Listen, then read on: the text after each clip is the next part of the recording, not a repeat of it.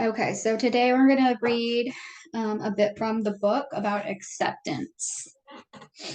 So, acceptance helps me carry myself the right way. It helps me be totally okay with my past, but also with so many other things. It helps me to be totally okay with the fact that some people don't like me and to be okay with how I look and every flaw that comes with that package. It helps me to be okay with not being okay sometimes and with being a big dreamer. It helps me to be okay with making mistakes, be okay with having success, and be okay with not knowing the answers or what direction I want to go sometimes. It helps me to be okay with change, monotony, and so many other things. One of my favorite things to say to myself when I'm practicing acceptance is, it is what it is. That is essentially what acceptance is, being okay with something being the way that it is. How can we be okay with the way things are? In order to do this, I'm going to need you to detach the emotion from the situation. Let's try this in real time. Think about something that is really hard for you to accept and use these next few things that I say to practice acceptance with it. Don't think about the thing you are trying to accept as good or bad. Allow it to be neutral. Tell yourself it's just a thing. Back up a little energetically. Get away from it. It's a thing in the world. It's not so personal. You can even try looking at it from a God's eye view, which just means pretend you're sitting way up high in the sky and see all the people and things involved as these teeny tiny little parts. It feels much different from this perspective. Another part of this practice is coming to the understanding that by accepting the situation as truth doesn't mean that you support or condone whatever the situation is that upset you. A lot of times we feel like accepting something means that we're okay with it staying that way, but it doesn't mean that you can't grow or change. In all actuality, acceptance is a necessary part of change. And then, so I want to go a little deeper and teach on acceptance for a minute. So today, what came to my consciousness was accepting this version of yourself. How can we accept this current version of ourselves?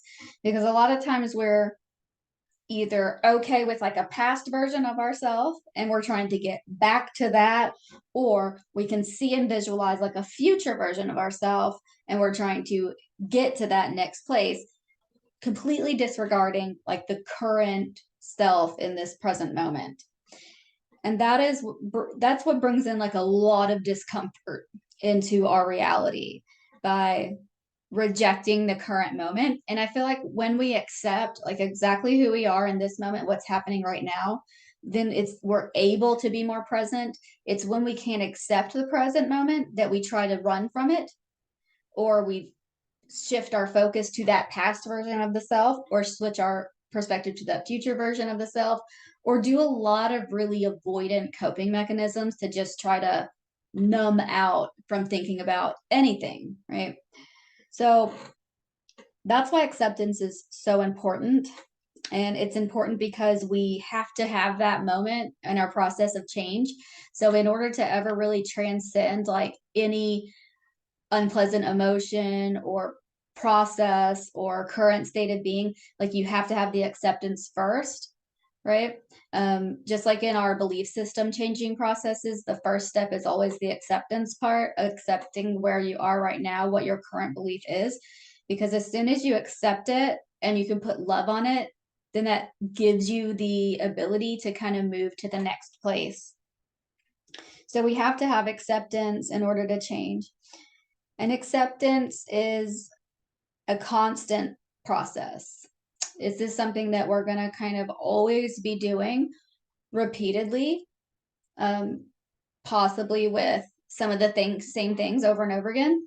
So sometimes our healing, and this is true with grief. So we've been talking about grief today, but sometimes this is true with grief that there's processes in our grief process, things that we have to go through, stages of our grief process, and acceptance is one of them. And sometimes we have to come back to it over and over and over again. sometimes we will go, okay, this is real, this is happening, this is how it is. And then we'll kind of shift back to being like in denial about where we're at and what's going on. And then we have to come back to acceptance and go, no, no, no, no, this is how it is. This is what I have to deal with, right? And we kind of can bounce back and forth between like denial and acceptance and denial and acceptance. So sometimes you have to do this a lot. So it's going to be such a part of your journey that's really integrated and enmeshed with everything else that you do. And it's also a constant process because it's cyclical and we are always changing and evolving, and our journeys are cyclical. And as we get to the very end of this program, then we kind of circle back around to the beginning and we start over with like a new goal or a new version of ourselves, right? Because we're always up leveling to a new stage, to a new stage, to a new stage. And there's infinite, limitless possibilities for your potential and where you could go next. So it's always this constant up level. And so that means there always will be another thing that you have to accept. There will always be another version of yourself currently or current reality that you have to accept so that you can transcend and move into the next one.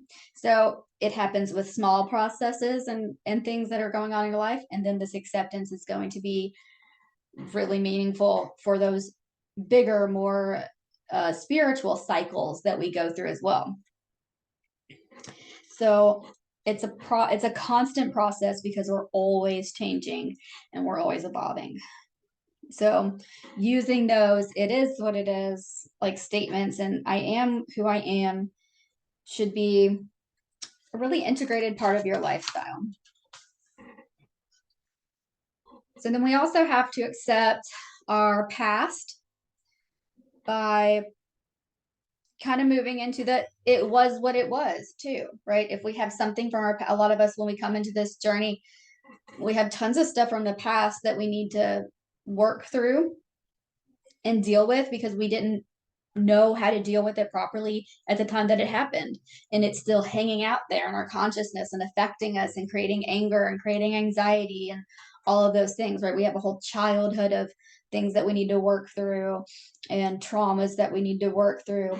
So being able to start using the acceptance process and applying it to your past versions of yourself too, right, is super vital. To say it was what it was. And so when we can like fully do this with the past, we want to use acceptance. This is the goal. Okay.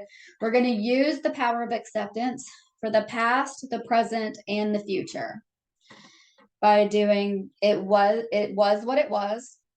It is what it is. This is like acceptance 2.0. Okay. It was what it was. It is what it is. And it will be what it will be. So when I'm talking about that, it will be what it will be. My point with this is not to take away your power of creation and that you are this powerful manifester that can create the life that you want and you have like this say so over how your future goes, because you 100% do. Like, this is your life. You do get to create the future that you want, and what you think and you do and your habits and all of those things, how they work to create your reality is still a thing. Okay. But what I do want you to know is that as we're doing those things, right, we're becoming more of our true and authentic self.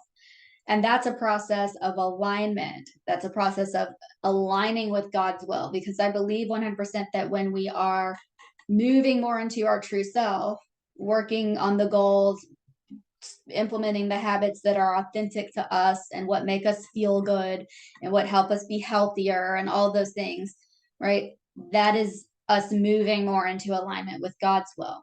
And God's will is our destiny, right? This is already happened. It's already in existence. It's already been written, right? So as we work to know our worth and our potential and uncover our true purposes, those things are in alignment with God's will. So as you do that, you're aligned with God's will, which has already been written. So if it already exists, our destiny has already been pre-planned by something greater than us. My job is to do all the work to align with that. So it does mean you have power to choose. You get to say yes to all those things because we have free will. I can choose to run around like a crazy person, exerting my will and doing things the way I want to, or I could say yes and choose to align with these greater things for me that are in alignment with my worth, that are in alignment with God's will for me. So I definitely have power, and it's a co-creative process where me and God, right, we work together to make sure that this destiny happens. So that's how I can like confidently say, right, it will be what it will be. I get to align with that truth. It will be what it will be. Not that I'm giving up my power or saying that, I don't get to choose to create the life I want. But I believe that the life that you desire and want is also the same life that God wants you to have. So that is my big spiel about acceptance today.